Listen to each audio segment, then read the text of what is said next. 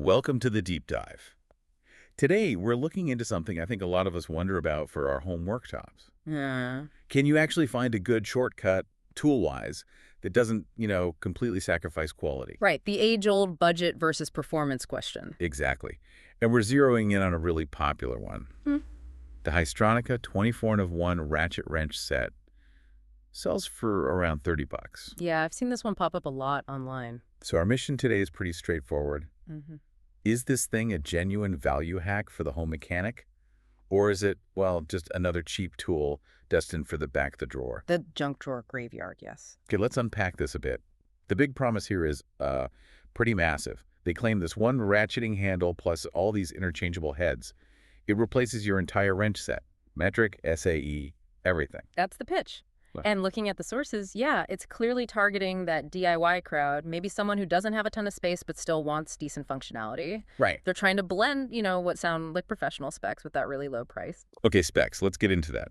So one handle, 24 heads, but what's actually making it work, I see here, a 72-tooth ratcheting mechanism. That sounds fancy. It does, and that 72 tooth number is actually pretty key. Why is that? Well, it means you only need a 5-degree swing arc to catch the next tooth. 5 degrees. Okay, that's tiny. Exactly. And think about where you use these things. Under a sink, maybe crammed in an engine bay. Sometimes you only have 5 degrees of movement. So practically speaking, that's a big deal in tight spots. Okay, but hang on. A 72-tooth mechanism?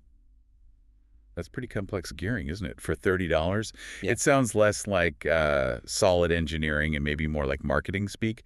Does it actually hold up? Or does it just strip out the first time you put real muscle on it? That's the $1 million or maybe the $30 question, right? And that brings us to the materials. They use chrome vanadium steel. Okay, I've heard of that. CRV. Right. And using CRV is important. It's sort of the baseline for decent tool strength. It stops it from just immediately rounding off for snapping like, really cheap cast iron or pot metal tools might. So it suggests they're trying to make something reasonably solid. It signals intent, yeah. But, it's not going to magically give you the same long-term durability as a tool that costs 10 times more. There's definitely a trade-off. Okay, now here's where it got really interesting for me during the prep. Despite being a budget tool, the reviews, they're surprisingly good, like overwhelmingly positive. Yeah. On Amazon, it's sitting at 4.9 stars out of over 1,700 reviews. How does a $30 tool pull that off? Well, I think what's fascinating there is it shows the tool is hitting its target audience perfectly. The reviews consistently mention solid build quality for the price and smooth action, but specifically for light-duty stuff. Like what? Like basic appliance fixes, putting together that IKEA furniture we all love, or, simple car maintenance tasks. People aren't expecting this to rebuild an engine. They want convenience and versatility for everyday jobs. That makes sense. And the convenience factor. Oh, it's huge. The case they mention, it's tiny, like a small book. If you live in an apartment or just don't have a massive garage. It replaces a whole roll of wrenches. Exactly. A bulky, heavy roll. So functionally, covering 24 sizes for maybe 20 bucks if you catch a sale. The value proposition is hard to beat for that specific user. But okay, let's talk limits. The inevitable point of failure. Say I've got a really stubborn rusted bolt on an old bike or car. Am I going to break the tool, break the bolt, or just get nowhere? And that really highlights the critical trade-off. For moderate tasks, it seems fine based on the reviews. But yeah, if you put serious heavy torque on a really seized fastener, that's where you'll hit the limit. We'll feel it give. You might feel some looseness, maybe slipping in the mechanism, or worst case, yeah, you could damage it. For breaking loose, really tough stuff, you absolutely still need a proper, solid, single-piece wrench or breaker bar.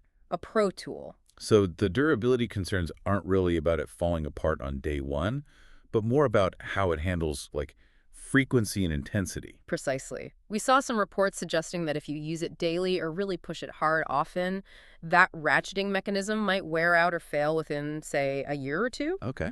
So for a professional mechanic needing tools that last decades under constant abuse, this isn't it. It's a definite non-starter. But for the homeowner, the weekend warrior, For that person who needs it occasionally for various small jobs, prioritizes saving space and wants affordability, it seems like a pretty smart compromise, honestly. so connecting this to the bigger picture. Yeah. I think this Haisstronica set is a perfect little case study of the modern budget tool market.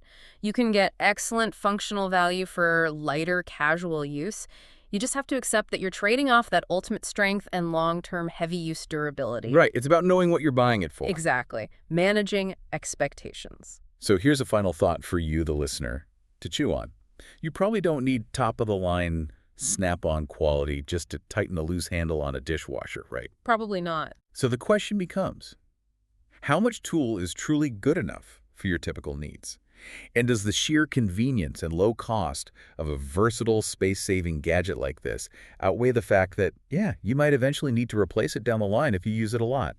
Something to consider next time you're tempted by a shortcut in the tool aisle.